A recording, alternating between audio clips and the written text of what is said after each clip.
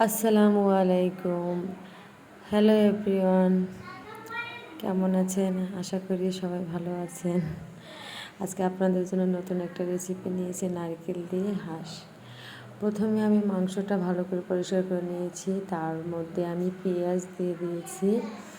এখন এখানে আমি 2 চামচ আদা বাটা দিয়েছি।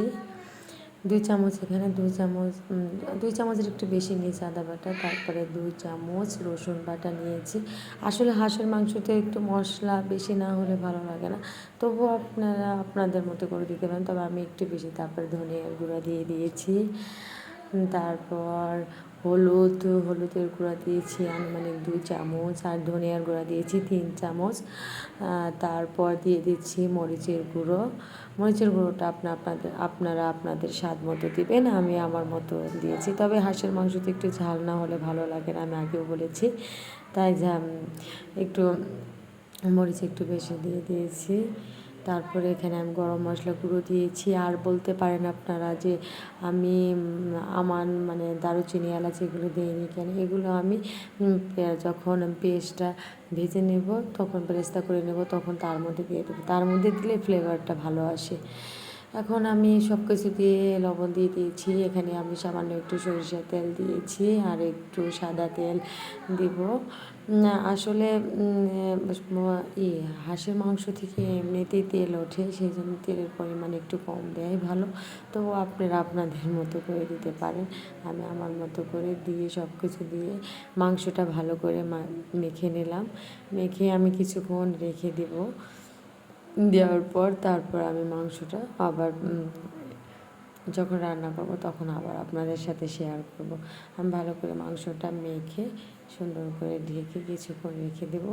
ভালো করে মাংসটা মাখিয়ে নেব, যাতে মাংসে যাতে মশলাটা ভালোভাবে ভিতরে পুরোপুরি ঢুকে যেতে পারে, সেজন্য সেইভাবে ভালো করে মাংসটা মেখে নিয়েছি। এবার কিছুক্ষণ ঢেকে দেবো।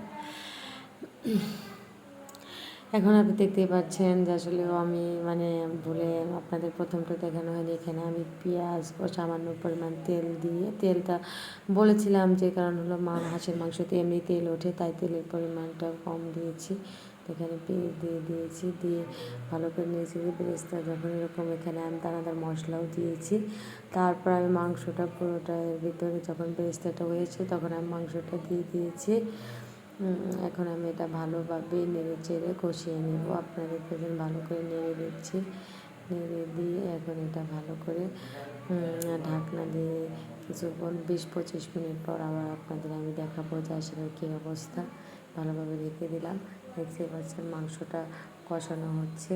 যেহেতু হাঁসের মাংস আর এমনি শক্ত, তাই ঢেকে রান্না করলে মাংসটা তাড়াতাড়ি সিদ্ধ হবে।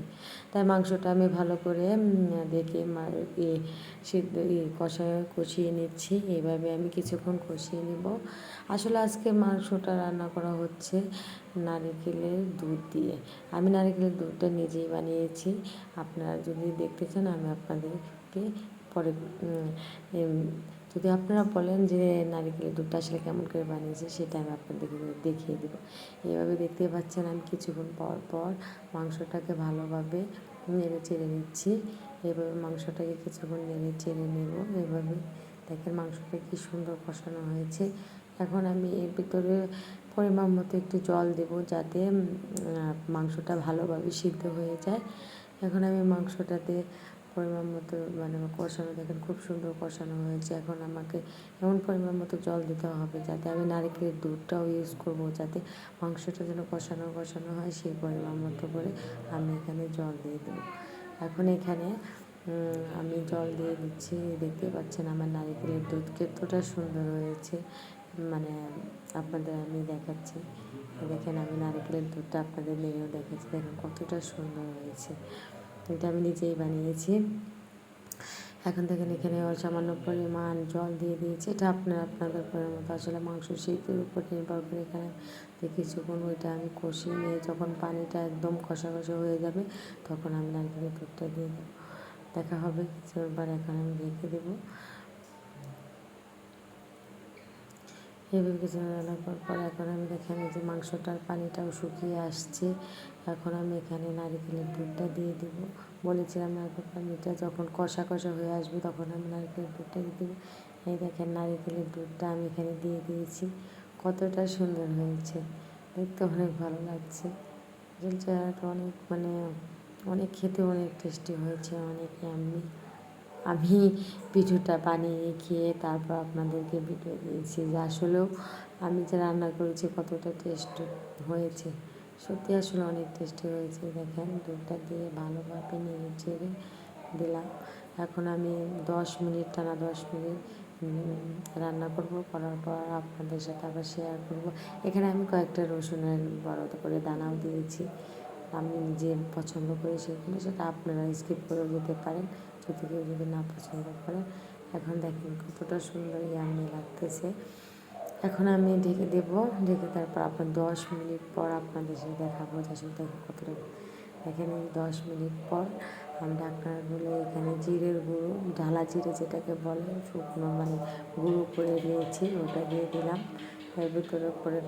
এখন দেখেন যে কষা কষা হয়ে গেছে, আরও একটু হবে আস্তে আস্তে। জিরে গুঁড়োটা দিয়ে এখন একটু অল্প চালে আছে কিছুক্ষণ রান্না করে নিলেই আমার মাংসটা হয়ে যাবে।